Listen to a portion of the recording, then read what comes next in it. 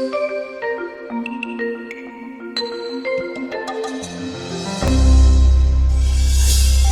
we're going to start today. We're going to share our inclusion study, but behind every study, especially a study of numbers, there's stories, right? And so we're going to start you with our story. And hopefully that helps you understand a little bit about our passion around this work, our passion around the research, and just kind of how we got to where we are. So I'll start. I was a special education teacher for many, many years in Bloomington, Indiana. I started in Brown County, came to Bloomington, Indiana, to Bloomington High School North.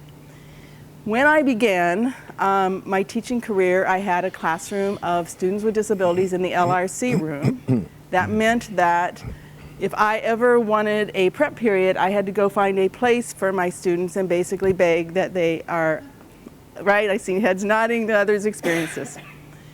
At Bloomington High School North, I think one of the first experiences that had a major impact on me was we closed our separate school in Bloomington. And our separate school was called Stonebelt. And Stonebelt housed students with moderate to significant disabilities, K-12. And we at Bloomington North were the receiving school for the students grades 7 through 12 who came from Stonebelt.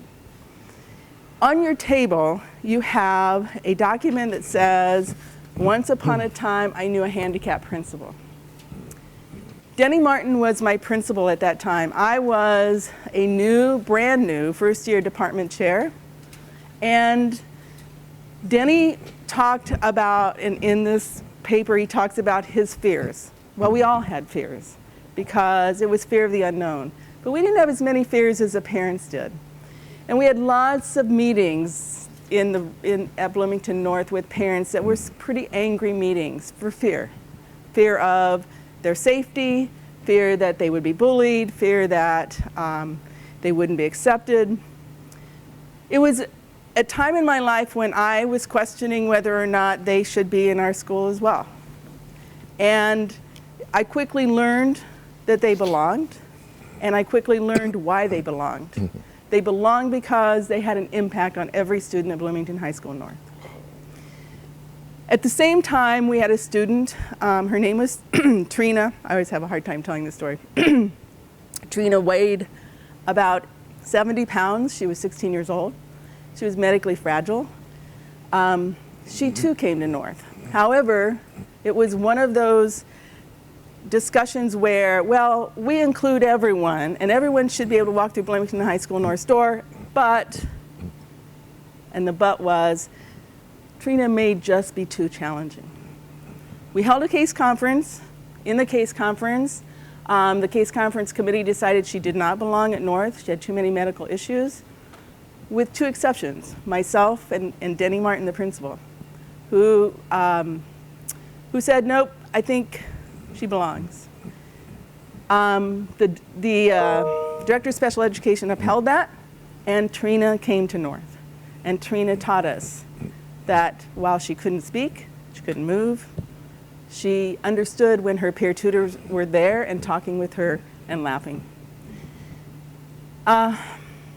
Trina died like 9 months later, and it was a moment in my life that I had to say, yeah, this is the right thing. This is the right thing, because she was a part of us for 9 months. I went to Southside Elementary School as a principal of a school of about 1,000 kids. And at the time, we had 3 self-contained, quote, resource rooms. And it was my opportunity to begin to figure out how to lead this. It's one thing to be in a high school, you know, following a wonderful man named Denny Martin, who let me move our school towards the vision. It's another thing to be the vision and move the rest forward. We closed our 3 resource rooms. We moved to co-teaching. We moved our kids back into gen ed, and I was there for 4 wonderful years, and the teachers and the kids taught me a number of things about implementation. Then I met Dr. Murphy, and he asked me to come to Evanston D65 because guess what? They had a separate school. And I'll let him tell that story because that's a part of his own journey. I think I share my story with you because my story is important only in that our beliefs, our attitudes evolve over time and are grounded in our experiences. But I also will share with you that at the time, I really had nothing to hang my hat on in terms of outcomes. I knew it was the right thing to do, but I really could never hang my hat on anything that said, other than my own intuition, that this was the right thing to do. So, thank you. I appreciate having this opportunity to speak to you today about Is your mic on? our study and, can you hear me? And our own personal experiences. Can you hear me? You can. So if you want to do the first thing, the most important thing first, you can take this time and put on your evaluations, highly effective, highly satisfied, the top rating, the best session that we've ever intended to go to, and we're just going to stay here for the next session. So if you want to take 5 minutes to do that, we can do that. I can't help it. I'm a reformed superintendent. And you know how superintendents are. If they have an opportunity to stand up and hold forth, they will. But I would like to tell you why this is important to me. I was a school psychologist. I got into the research of it all, of differences in people. And the one thing I realized is that we're all more alike than we are different. And when you look at the kinds of structures we have in our society, I decided that anytime you stratify experiences, some people go here, some people go there, other people go over yonder, and some other people belong over here.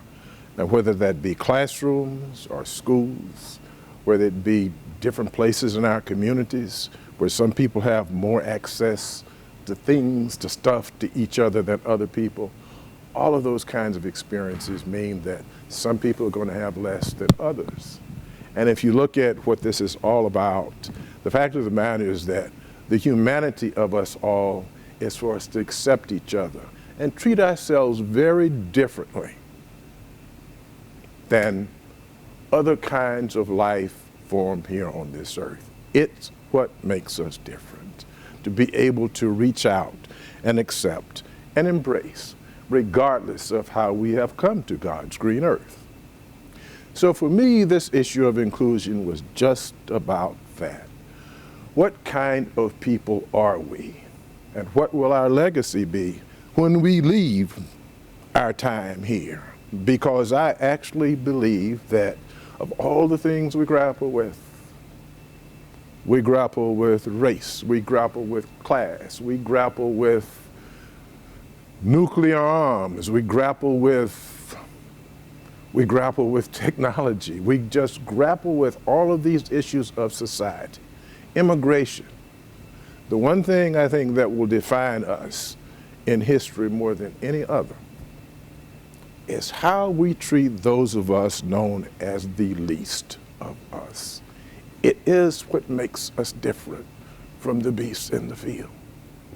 And if you look at the history of how people who have been classified as disabled have been treated, going back from time immemorial, and you think about it in our entertainment, that was Quasimodo, and you all know who that is. We all had to read The Idiot by Dostoevsky. Frankenstein was a disabled person. In recent times, if you have seen any of the more recent and current movies, 300 was a story about a disability and how a person with a disability was treated. So if any of you saw this, when the Syrians were attacking the Greeks, and they had that battle out there, and the Spartans were defending that country from these supposed barbaric hordes that were coming across the Mediterranean and the Aegean Sea, there was this one Spartan who was born with a hunchback. and he begged to be a part of those warriors. But Sparta looked at him, and they looked at him as if he didn't belong because he was an anomaly. Unlike other Spartan babies who were born with a disability, his parents did not cast him off the cliff. And so, according to this story, he grew to be a man. And when his own kind rejected him, he went to the Assyrians and he said to them, I know a secret way, if I can but cast a shield. And he led them around back, and Sparta fell.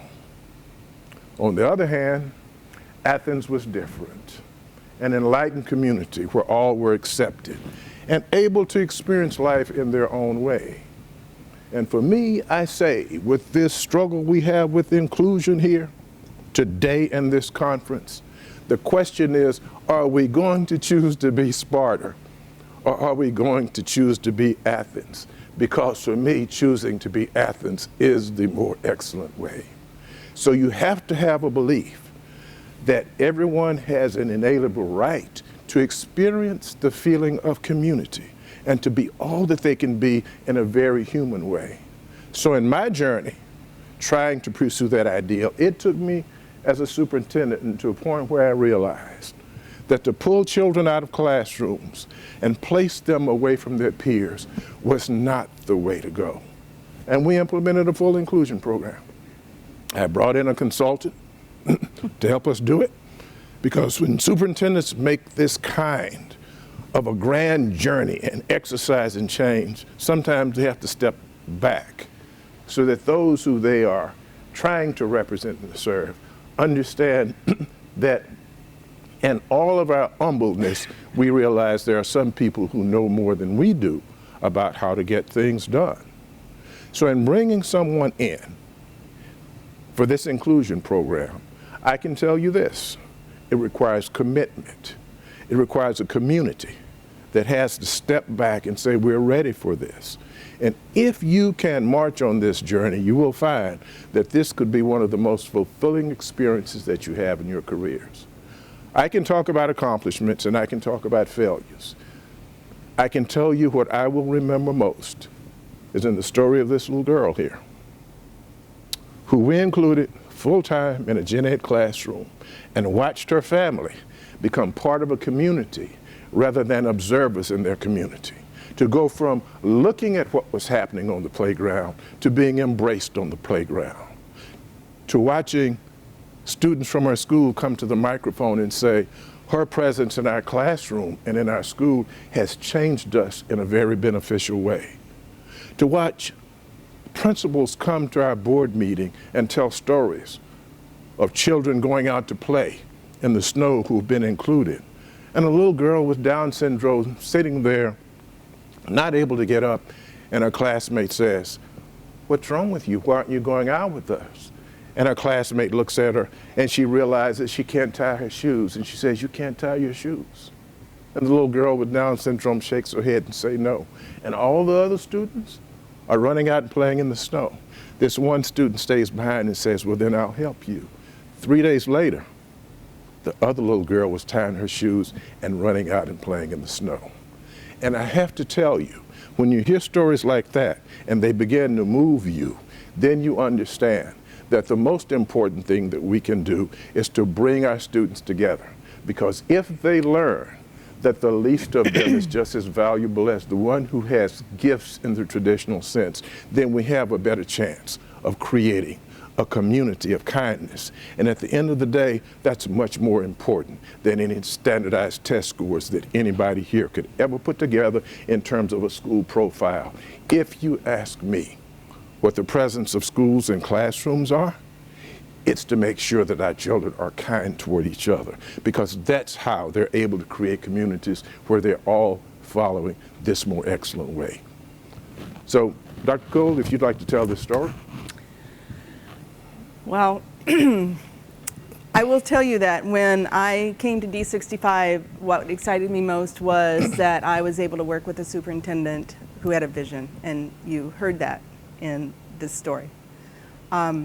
So if you Google on YouTube, perhaps Penelope. Just write it on your sheet of paper, and when you have time, it's a quick little video about Penelope and her journey and her parents talking about that journey. Penelope's mother was the PTO president of the separate school, and she and Hardy and I and her husband Matt had many conversations. And I left D65, and Park School was still open, but about a year later, Megan, Penelope's mom, gave me a call. Actually, there was a middle person who gave me a call and said, would you mind talking to Megan? And I said, I can't rehash the last 3 or 4 years if that's what she wants to talk about. And Patrick said, no, that's not what she wants to talk about. Got Megan and I were on the phone for an hour and a half. There were tears.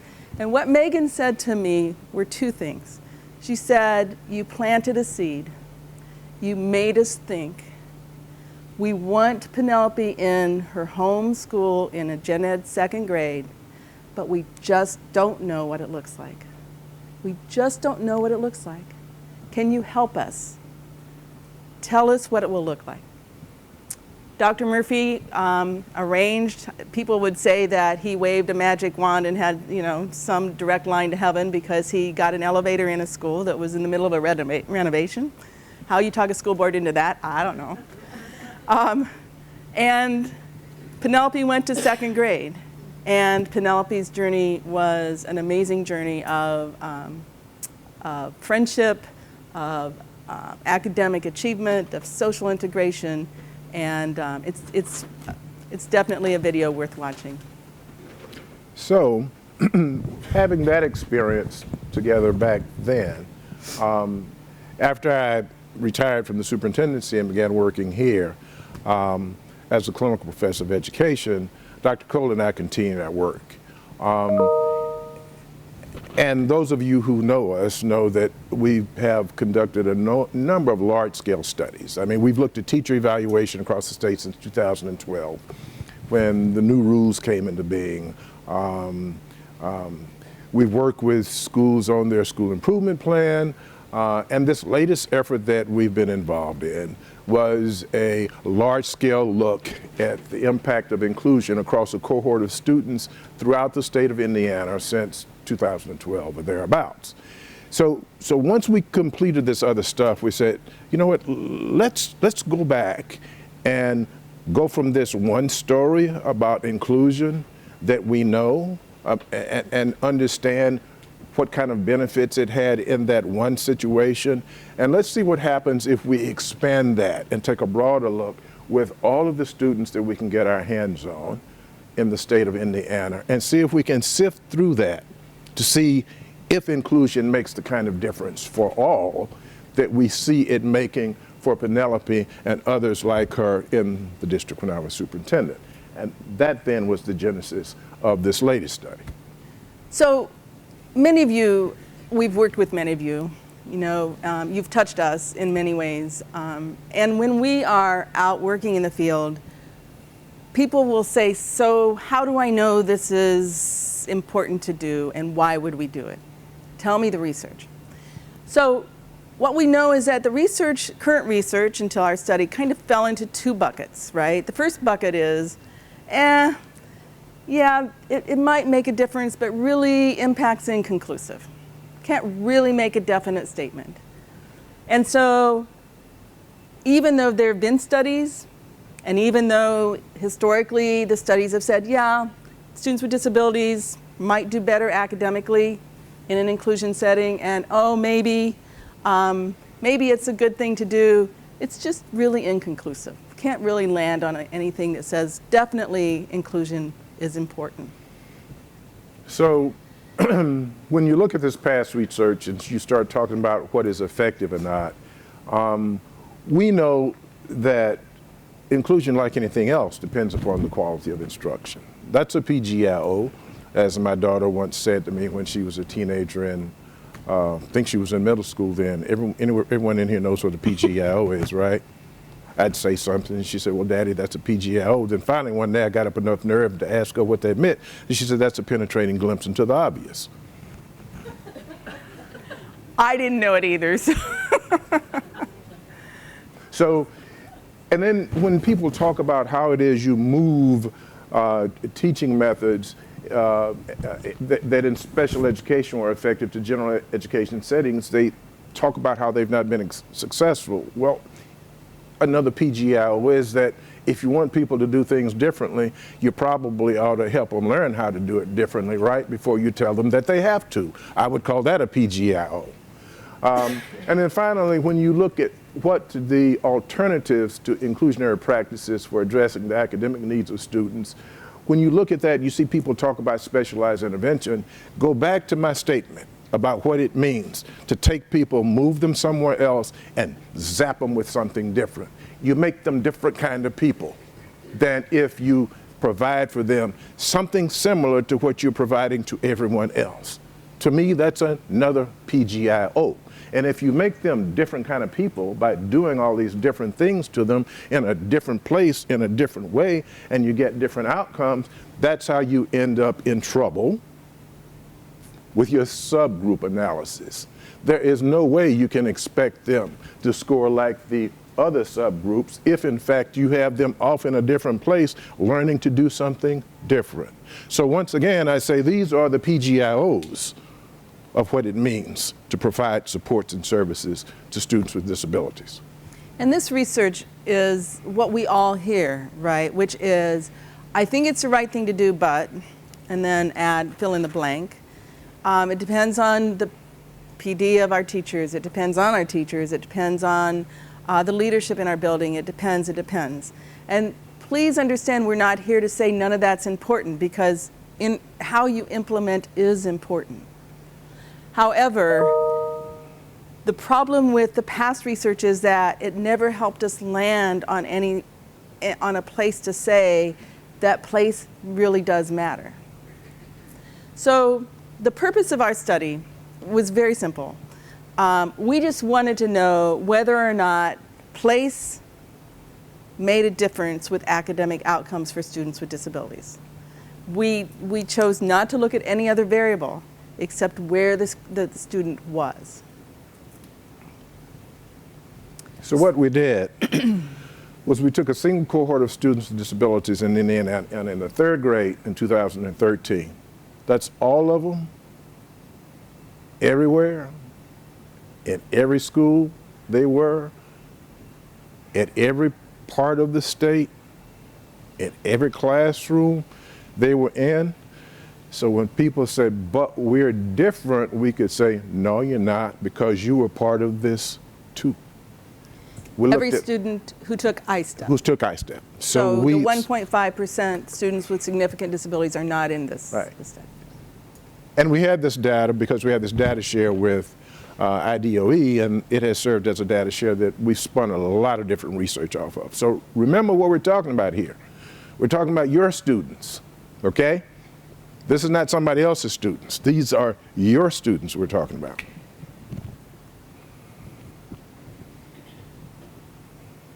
So our methods. So we have, in social science research, the design that is kind of like the gold standard is a design of randomized treatment groups and control groups. So we divide you up in half, and we say this side of the room gets this treatment, and this side of the room gets that treatment, and then we start filling the in. Bingo, bango, bingo, bango, bingo, bango. Everyone has a chance of being either the control group or the treatment group. You can't do that in observational research. But we can create something that's called, through a propensity match, we can create a statistical twin for you. So that we take all of the people. Young lady, what's your name? Gina. Pardon? Gina. And your favorite color is? Green. And your favorite singer is? Billy Joel. Green, Billy Joel. And your favorite ice cream is? Cookie dough. Ooh, Billy yeah. Joel, cookie dough, green. And we find everybody like you who likes those same things. And we say, okay. The next thing we want to do is we want to see all of the people like you that like those things who were included and those who were not. And for inclusion, for us, it means 80% or more of the time, your entire period of time in special education since 2013. Low inclusion or no inclusion is you were never included 80% or more of the time in the school day, and then there was a mix in between. And then we compared how each of those twins of yours did with how you did. That's the reason I asked that. I just wanted to make it real simple. That's what we did with this. We did that with all of the students in the state. And in this study, we did not include, so we included all exceptionalities except communication disorder. The reason we did not include communication disorder, it was a conversation with our research team, and we also looked at the numbers from the DOE in terms of where they are. And for the most part, students with communication disorder, if that's their primary disability, where are they? In the gen ed classroom. So we felt like if we kept those with communication disorder in the study, it might skew the data. So that was the only exceptionality that we took out of the study. Hardy's talked a little bit about propensity score match. I am not a quantitative researcher, I'm a qualitative researcher, but I've become a interested quantitative researcher with my connection to Hardy and my team, our team that worked on this. But I think what really hit me was that if in fact this kind of method could help us make stronger statements about inclusion and the impact, then it was really an important methodology to use. We've had descriptive studies, we've had correlational studies. In fact, we at the center, when I first came to the center at IU, we did a correlational study that looked at inclusion in Indiana, but we weren't able to land on a really definitive statement. And so that's why we use propensity score match. Did you guys get what we're talking about here? Well, I'm going to show the... So Tiffany. Wait. But I just want to ask I'm going to show Tiffany. the slide. All right, go ahead. So Tiffany, what is your favorite color? All right, so now we know we have two people with a favorite color, green. But who's your favorite singer? So you have different favorite singers. Do you see what I'm saying? So then we line up the people with their similarities and differences, and we put them into two different groups, and we control for as much as we can. Now, Sandi did talk about, this next slide is going to illustrate this for you. She did talk about the fact that this allows us to make a more definitive statement. But the fact of the matter is that we can't control for everything. There's some things we can't know. Like we can't know whether or not what you had for breakfast in the morning and what you had for breakfast in the morning meant on the day of the test that both of you did the same or differently. So propensity matching can't pick up that, but it can pick up those big ideas and things that we know make a difference, and we can match on those things. So this is what we matched on. Back to the green, the Billy Joel, and the cookie dough. Aren't you proud that I remembered that? We matched all students in third grade with a disability. We matched on their third grade ISTEP, ELA, and math scores. We matched on attendance, because we thought that was important in terms of a match. We matched on their third grade iRead scores, and we matched on the primary disability. Primary disability was a really important, critical piece to match on, right? Because you want an LD student to be matched with an LD student.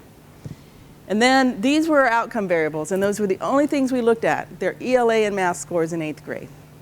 So these were what we matched and made twins from, and these are the variables that we looked at in terms of their outcomes.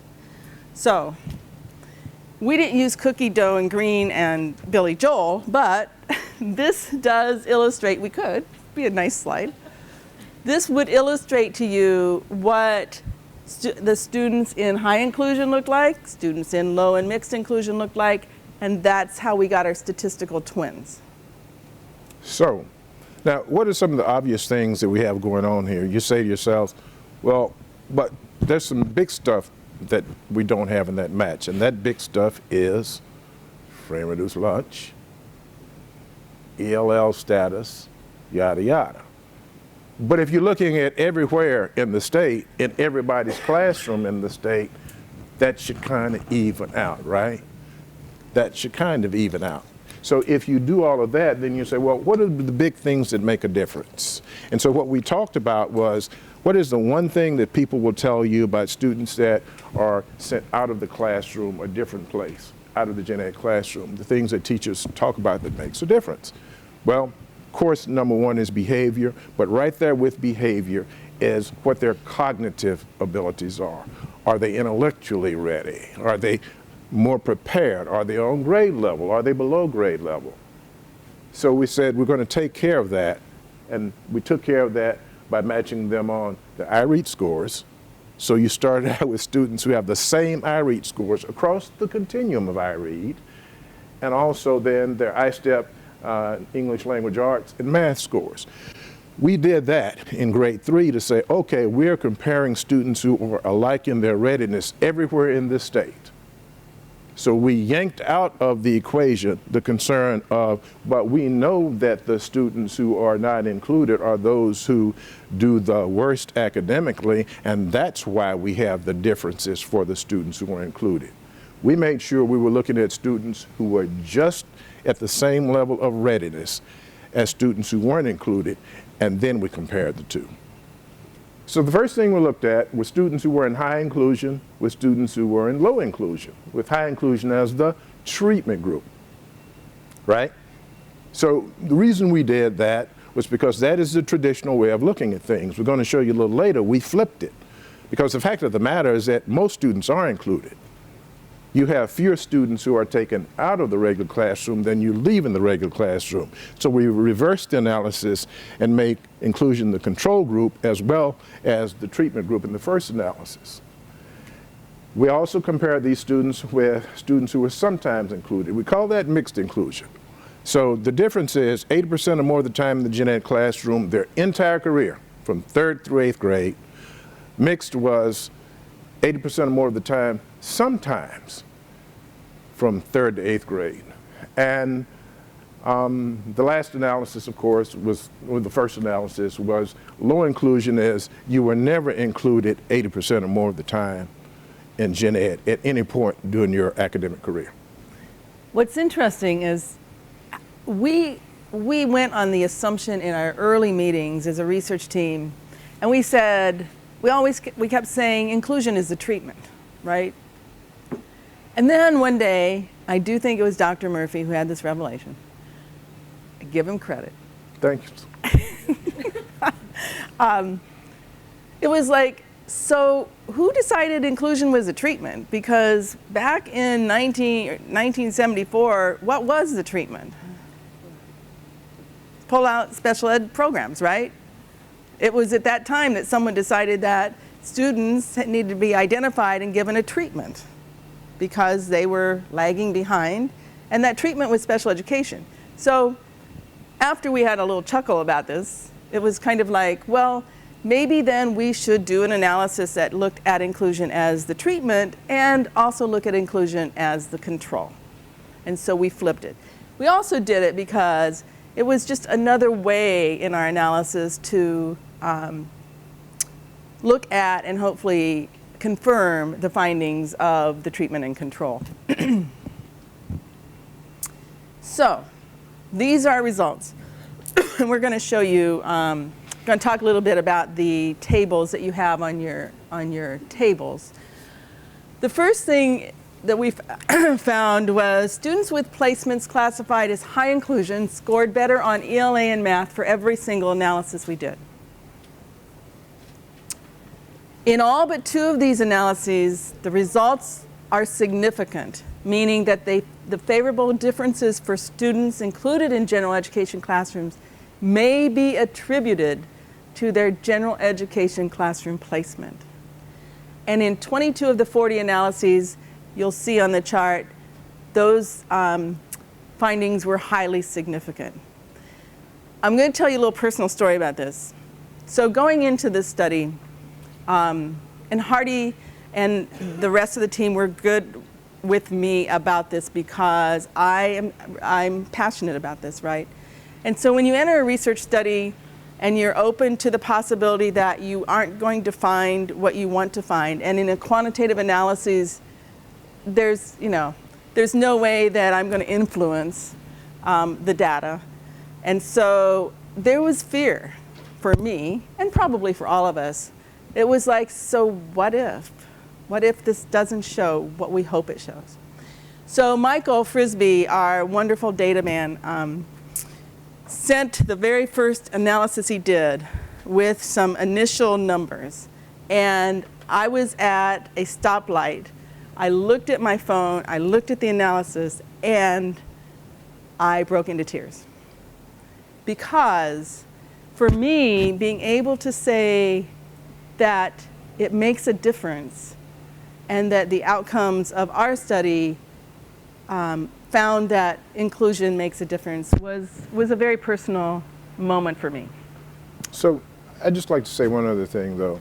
I think it's important to note that although you passionately believe something is the right way to go, you don't know until journey's end.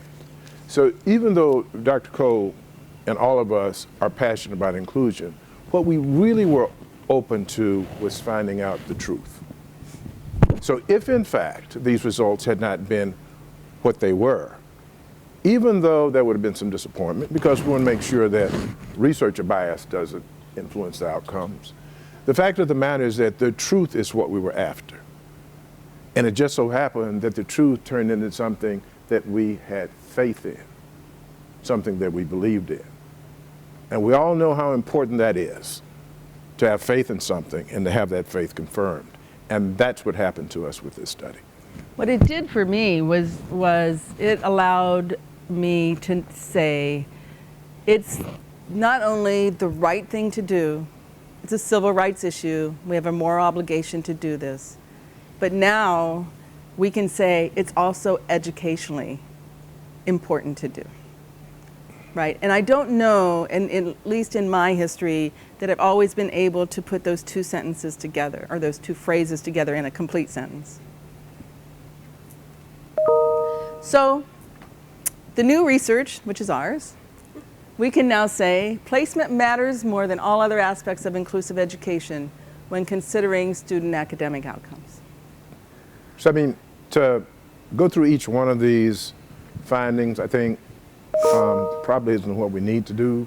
But I think what we can show you is that when you see these little asterisks here, that means that things are significant at the 0.05 level, the 0.01 level, and at the 0.001 level. So for those of you who have had a basic statistics course in your work, and your eyes would like roll up in the top of your head, this means that this doesn't happen by chance.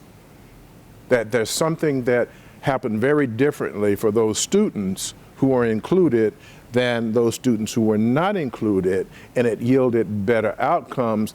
And it wasn't because they were different students, remember, because we had matched people who liked Billy Joel as their favorite singer with other people who liked Billy Joel, and we looked at how the ones did who liked Billy Joel that were included and the ones who did that weren't included that liked Billy Joel. It wasn't about differences in students. It's about differences in their experiences where they were educated. So you can see this is the analysis we did where we looked at high inclusion versus low inclusion, and in this case, the treatment was special education or low inclusion. And you can see we've got a number of asterisks that are threes. If you go over to this one, this is where we flipped the treatment and control, and now the treatment is high inclusion. And you can see that our findings are just as strong. This slide is high inclusion versus mixed inclusion. And when we decided to add the mixed inclusion group in the study, again, we were interested to see if time and place make a difference. And so in this case, you can see that when we looked at high inclusion and mixed inclusion, the significance is just as great. So, so what we concluded is that when we looked at what's happening with this, we know there are like 340 schools in Indiana, and I don't know the name of the center. What's the name of the center that you have down at Cell now? My center? Our yeah. center? Center on Education Lifelong Learning? No. The center that works with district schools. Oh, the Disproportionality Center. Yeah, the Disproportionality Center is down there, so this is why we know this. And that they're designated for targeted or comprehensive school improvement due to the poor achievement of students with disabilities. So as schools and districts make these decisions, how best to improve their outcomes, we think that these findings should inform key decisions in the school improvement process, down to decisions that are made concerning students who have disabilities. This happens all the way down to the meetings where the IEP is developed. How many of you are in districts where you have a targeted school improvement, TSI or CSI school? Everyone has a smile on their face. Not. So can you see, those of you who raised your hand, can you see why, if your subgroup called special education was one of the reasons why you were targeted or comprehensive, why this information is important? Because we know that in the school improvement work, oftentimes the idea is to do a root cause analysis, and I'm not sure in root cause analyses that anyone ever gets to the point where they say maybe the place the kids are is the reason for this. So that's why we think in school improvement it's really important finding. So I also teach a class in educational leadership, and I teach one in supervision and evaluation. And in both of those classes, what I've tried to do now is start reorienting the students in my class away from the traditional model of school improvement. How many of you have had the pleasure of attending a staff meeting where someone presented your I-STEP scores and you looked at how the different subgroups did, and you went through the students on free and reduced lunch, and you went through the black students, and you went through the white students, and you went through the ELL students, and you went through all the other different kind of student groups? My suggestion is that to shift our perspective, but to do so in a supportive way. And if you shift your perspective in a supportive way for teachers and the challenges that they face, you don't necessarily focus on the subgroup performance as a problem with the students.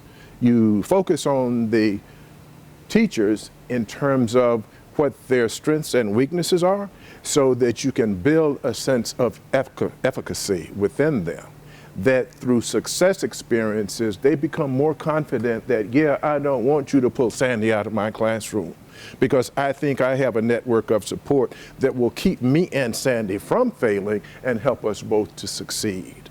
That's a different way of addressing the issue, and it begins all the way down to the first referral. Now, I'm not talking about RTI. I'm talking about kind of the reverse of it. With the Indiana Center for Teacher Quality, with one of the grants that we have a third question. And that question is, what does it look like to have DISPRO in terms of the distribution of teacher quality for students? But you don't do it in terms of criticizing teachers. You do it in terms of scaffolding a set of experiences that takes committed teachers where they are and enabling them to experience success with all of these students in their classrooms. We also think, because both of us are at the higher ed level, and I recently have had a conversation with a dean about this, this has some implications for how we now train our teachers, right? Our general ed and our special ed teachers, because it means that teachers need to be prepared to deal with the variations in a classroom, no matter whether you're a general ed teacher, a special ed teacher, or not. So what we want to do next, because I have a high school background, and our colleague Teresa Grassi also has a background in post-secondary outcomes, we want to do a similar study, and in that study look at our high school placement, where our kids in high school, 8th grade on, and look at their post-secondary outcomes as the outcome measure. We have a data share that allows us to work at workforce data, so we're going to be able to pull from state assessments, from career pathways, from employability, higher ed attainment, wages, et cetera. So that's what we really want to do next. And if you go all the way back to the beginning of the presentation, about the original statements, about the experience of this one child and her family and their community, there is a story behind these numbers. And it is that story of what it means to experience a certain kind of community with dignity. And we won't know those stories until we get behind this big data and we're able to go out and find people in the field who are able to describe for us what it was like to be in a classroom with a teacher who was supported for their child, and that child to be able to tell that same story, and for the peers of that child in the classroom to be able to tell their stories of what it meant for that child to be in the classroom. At that point, then we have a very compelling story, because we're not just talking about the pictures that these numbers represent, we're actually talking about the stuff that reaches inside here. And at the end of the day, as I said earlier, that's how you get to be a more kind school community. It's not these numbers that will do it, they're just the pathway to those conversations that you're able to have with people, so there's a better understanding of how best to serve each and every child in your classrooms. That's the other half of that research that we have to pursue. Recently, a student in my class, we were chatting about this, and I kept using the word inclusion, and she said, Sandy, why is it that we have to keep using the word inclusion? Because we would not have to worry about inclusion if we never would have excluded. So it gave us pause to reflect on maybe the conversation should be now focused on how not to exclude kids. So we're going to take this moment, let you reflect on that a little bit too, but we're going to open it up to questions and thoughts. Just share your story if you have one, and I know everyone has one. Besides, Green and Billy Joel and cookie dough. Gina, you're a good sport. So I'd like to ask you this as you do that. How many of you are true believers? True believers. Okay, how many of you need to be shown? How many of you don't believe? So we have a community of true believers in here. So the real question is, how does this message, how do we deliver this message in such a way that those who need to be shown from Missouri and those who don't believe can look at this and say, wow, that's pretty powerful. And I'd like to know how those who were successful became successful so that I may do that too. You have any questions? If they had if in our database they had a code of 50, they were included. Yeah. So we really didn't look at particular locations. As what we really did was look at their codes as the district coded them. So that's another step down, the kind of placement students are in. But right now we just kept it really high so that we didn't start stratifying it and dipping down into the type of placement, the type of classrooms. It was only what the code was. I think that is one piece of the future research we know that we have to do. So no, we don't have that, but that is a place to go. One of the things that, if you go back to the personal stories of our own experiences, remember one of the things that I talked about was how we had a student who came to the microphone talking about what it meant to this student who was the president of the student council at the school where Penelope was, and the rest of his or her classmates. And in the film, perhaps Penelope, what you will see is a classroom and a school energized by the presence of this student there. So now, that's not a test result. That was my point earlier about, really, is it about the test results? But I do think, in order to address the concern that you just brought out, that we are going to have to show that the presence of students in the classrooms does not negatively impact the students in there who do not have IEPs.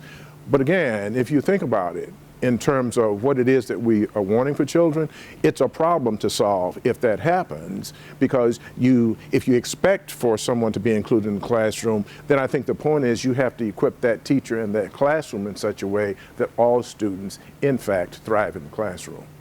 It's a really important question, and it's one that we have struggled with in terms of research design, because the data for students with disabilities looks a little different, and we're able to track that back. But I will say this, we do know that there is evidence in the research around social and emotional outcomes for kids who are together, so we know that. And then in our original study, which was done maybe 15 years ago, we did look at students with disabilities and their outcomes and students without disabilities and their outcomes. Not the same methodology, more correlational, but in that study we did find that students without disabilities did significantly better in inclusive classrooms than their peers who were not. Yeah. The big piece for us is coming up with the classroom identifier and the data. So then what we're able to do is look at it as a continuous variable. So what percentage of students with IEPs in the classroom? You know, so you go from 0% to 100%, you got a self-contained classroom. But what are the percentages in between and the amount of time you have students in that classroom in between? Jessica, you had a question. We looked at the different, I hate to use the term diagnostic categories. There are areas of eligibility. I think that's what you're talking about. The primary disability. Primary disability. We looked at some of that because the numbers get smaller, you know what I mean? As the numbers get smaller, what you end up with is losing significance, but all of the directions were in the right direction. Sure. Yeah. We did run an analysis where we looked at within primary disability code. So we did LD, mild cognitive, ED, and by the way, we merged, the coding in Indiana is weird. It's like ED full-time and ED other. Well, we merged those two categories into ED. Autism, I think those were the four categories. We did a run where we just looked at within disability, and as Hardy said, with LD and mild, we didn't see the significance, but we saw the pattern in favor of inclusion. I believe in the others, we didn't have the N size that we could really make any statement about. I will also say that in the matching, the control and treatment group had, if we had X number of kids with learning disabilities in our control group, there were that many kids in the treatment group. Does that make sense? And I just asked Michael that yesterday. Mm-hmm. So the answer to your question is like, we didn't really see any differences, but we did see that the directionality was the same across the groups. I think the answer is we'll do whatever we can where there's a data point that allows us to make that distinction. That's kind of difficult because that's kind of getting inside the box. And that's one thing about the big descriptive research is that if you don't have a data point that's associated with a distinction, you almost have to then go out and do interviews to make that determination. And at this level of research with all of this big data set, you know what I mean? It's going to be hard to chase all of that down. But we know that's something that we have to pay attention to. It's a good suggestion. Thank you. So any other questions or thoughts, comments? Who in your district needs to have this information? You have permission to share. How many of you are special ed teachers? Are there any gen ed teachers in here? Yay. 1 and 2. See, this is kind of just like the students, right? You know, if you start talking about inclusion, wouldn't you think that for a conference that's a focus on inclusion, you almost would need to have about 50-50, right? So that the conversation then becomes a conversation about a shared experience about what you learn so that you can roll back and forth pros and cons of how you feel about the information. That's something that's very interesting, and you know, Sandi, I think this is something that should be discussed in terms of how to get more gen ed teachers in a conference like this. I have to say, so you know, my name. Yeah. It in some sense, you know, we're all in this together, which means that there has to be the kind of convincing across the spectrum, teachers, administrators, parents of students with disabilities, and also parents of students without disabilities. I can tell you, in my experience in working with this, the biggest piece, I made mistakes as a superintendent, and I had to learn along the way, and I had successes. The one thing I do know is that with this particular issue, you have to make sure that you have parent trust, and you have to understand where they're coming from, and that is that they need to feel like where their students are going to be is a safe place. Because where they are, if nothing else, they have developed a community and a culture in a separate setting.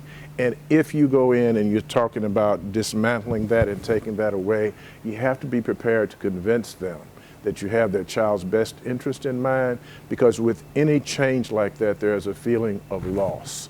And you have to be careful how you talk about it. You have to be careful about how you move. You have to give everyone an opportunity to have their say in it.